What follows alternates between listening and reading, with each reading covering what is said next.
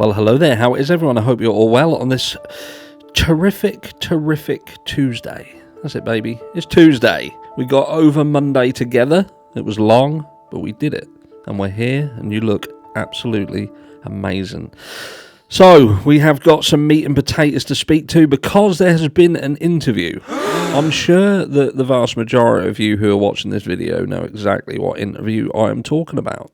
But it's the interview, which I shall show you a screenshot of here. Not a screenshot, like a screen capture, if you like. This is Christy and Steve Goncalves talk about their daughter Kaylee with the interview room. That's right, Chris McDonough in there, like swimwear, with pockets wetter, or he's wetter than an otter's pocket. I'm not saying he's wet.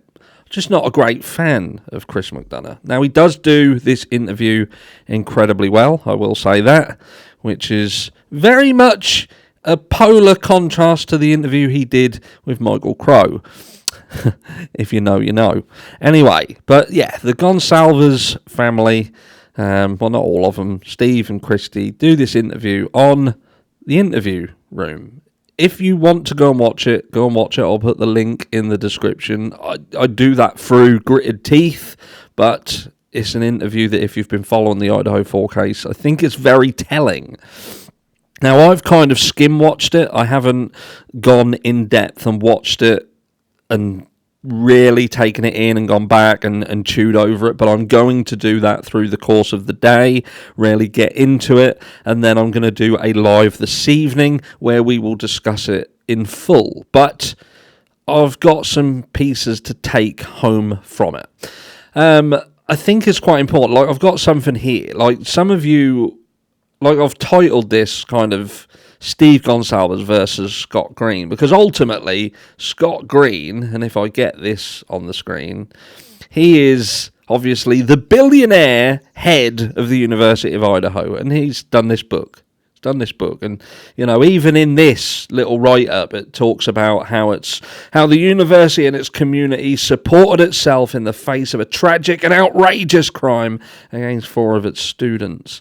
And yeah, he's done books and stuff. He's done books, but he's a billionaire, and he's the face of the University of Idaho, and he's also a slimy prick.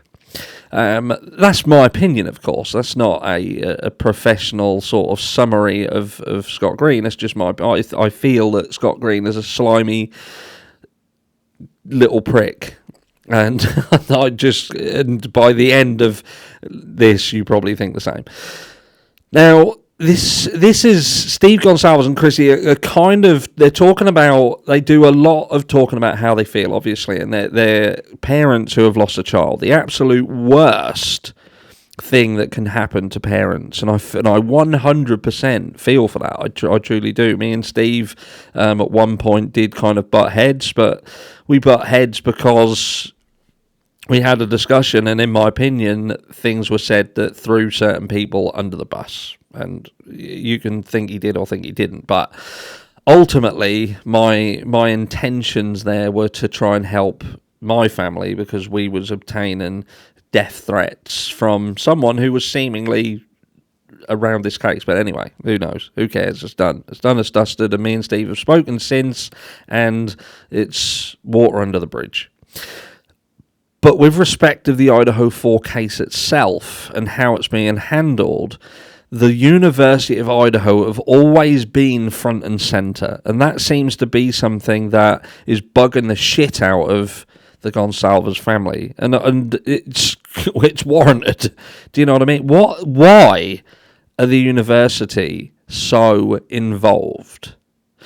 Now, I was watching. I don't know whether you guys have watched it. It's a series called Bones, and if you haven't seen it, go and check it out. But right in the early days of Bones, I think it was literally like the 2nd or 3rd episode, it specifically looks at the death of a student on a college campus, a prestigious college, where they've got some students who are important, rich families and so on, and and I found it quite interesting because in this episode, it shows how the college handles that and how they also have hidden other things in the background.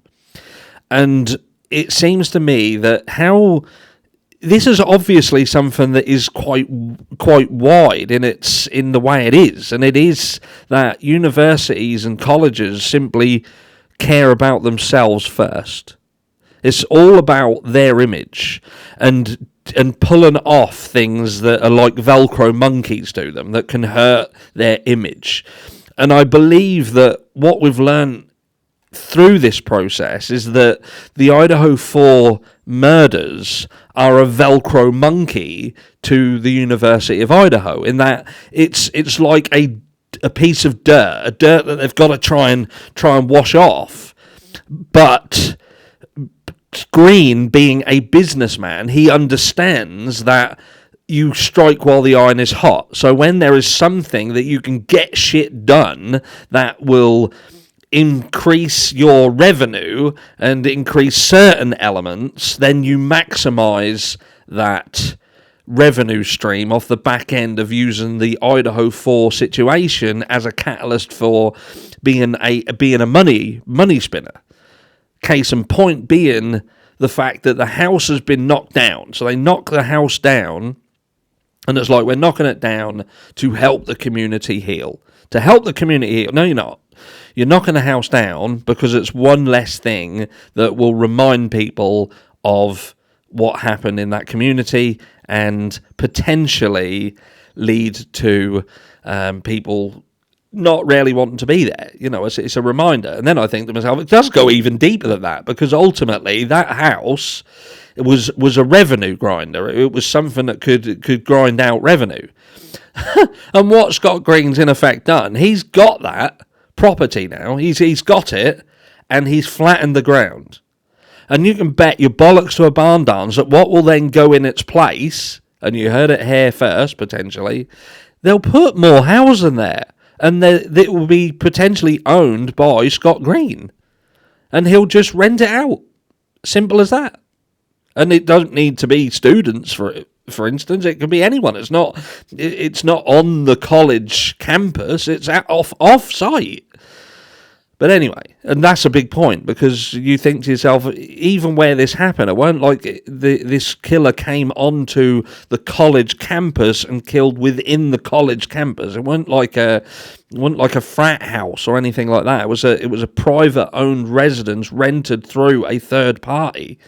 But anyway, I digress. Point being, Scott Green has had involvement right from the start, and there's elements of that's been pointed out by the Goncalves. Like, they talk about this, the memorial garden that was the face of the Idaho 4 tragedy, was used to promote the raising of funds, which, according to the Goncalves, is north of $800,000. $800,000. I'll tell you what, if they have a bench there and some flowers around it, that fucking bench will be solid gold. But anyway, and that's going to be on the actual college complex, on the site of the college now, not where the house was, because that's going to have a house there and rent it out and make revenue. But this 800,000 that was the tragedy, and the names of the Idaho 4 were used to raise it. That is now just going to be a broad for everyone bench, to remember everyone, to remember any loss of student, anything whatsoever. So how is it that you can say that you want to knock the house down, that you want to buy the scene of the crime and destroy it, and you're going to do that for the betterment of the community and their health and well-being, but then use the names of them to raise a load of money, and then further sweep away the Velcro monkey that is the Idaho 4 murder itself. Do you know what I mean? It's wrong. But Green is a businessman. And that's what this is. This is a businessman making business decisions. And it's fucking disgusting that what he is doing, he is capitalizing on the deaths of these students when he could, in fact, just reach his hand into his pocket and pay for these things himself. If he is so upset, so beside himself, so affected by what happened and the tragedy, and he cares so much, then why doesn't this fucking billionaire build a fucking memorial garden out of his own pocket? Why doesn't he pay for the students' counselling? Because apparently, out of the $1 million that they received, only around 4,000 of it was actually spent on counselling. And I'd like to know how many of those students actually physically and of their own volition went to the college to seek counselling. I don't see that. And I know it's sad, but I don't see young adults in this society actually being that affected by it. They will, at a point, be scared if they feel that there's a killer out in the midst and they are in danger. But there is just a huge lack of empathy within the youth of today. So I don't think that there will be many of them reaching out for counselling. And when you factor in billable hours and how much it costs, and it'd be interesting to see exactly how many students, how many hours actually got counselling and what the actual counselling bill was. But like I said, over $1 million went to the university. And why is it that the university was paying for the lodgings and food, etc., to the sum of, I believe it was around $400,000 for the fucking police? But again, I digress.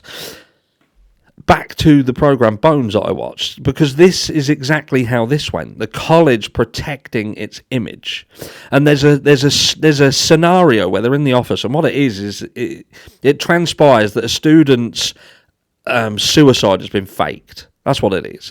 That's the bones of it, and it brings me back to cases like Hannah Clary, for instance. And the Lindau situation, Hudson Lindau, and these cases that they will turn around and simply say, well, it's self-inflicted, self-deletion, they've done it themselves, misadventure, because there's no blame, there's no investigation, there's nothing. And that brings me back to like Brian Kohberger. Brian Kohberger being an outsider of University of Idaho, being an outsider to Moscow. This Velcro Monkey from over in fucking Washington. Not from here. You can't tie him here. It's this disgusting little weasel who's come over from over yonder and come here and done this heinous crime. But there's many fucking heinous crimes that are going around here. Maybe not crimes of law, but crimes of a moral compass. And this is what Steve Goncalves and Christie are raising.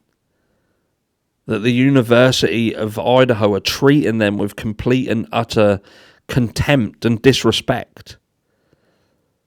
They've done what is primarily business decisions and done what is best for the university. And when it comes to that, I wonder just how far that really goes when you consider that there are parents around this situation, Chapins, that have seemingly got real on board with the mentality of the university and willing to step back and just let bygones be bygones. What does it cost to sell out? But let me know what you think. If you watched it, let me know what your take-homes were from this interview. But like I say, I'm going to continue watching it throughout the day. We'll get deep in it and see what things that go on, so you don't have to. And later on this evening, we'll do a live and we'll go over it more in depth. But yeah, it was an eye-opener, but not really an eye-opener. No, it wasn't, because I didn't expect this to have gone any other way. I think any of us who have been following this case and have watched it, we have questioned it. We've questioned everything from the way that the university have seemingly been in control, and questioned why, what gives them the right to seemingly have so much control over this case. It doesn't make sense. It beggars belief. But we are where we are. We are where we are. We've got a gag order in place, so we can only speculate about the things going around. And the gag order, in my opinion, has potentially been, I don't know, potentially controlled by the university. I can't help but think that. They don't want the stuff getting out. They don't want people in the public to see what a fucking mess this was, so that people understand that, hold on, this may not be quite as cut and dry as what we think it is. And if they think that, where do they then go looking? If they're not confident in the Brian Kohberger story, they will start looking elsewhere. And it makes you wonder whether the gag order isn't to protect Brian Kohberger as such, it's to protect a weak case. Because people aren't stupid. Some people are, but some people aren't. And if that case is weak and people get a whiff of it and they understand that what we've seen is just what there isn't anything more. All of these people who are hell-bent on believing that what you see is just a fraction of it. Just a fraction. What if it isn't? Where does that lead this case? Let me know down below, and I'll catch you all later today.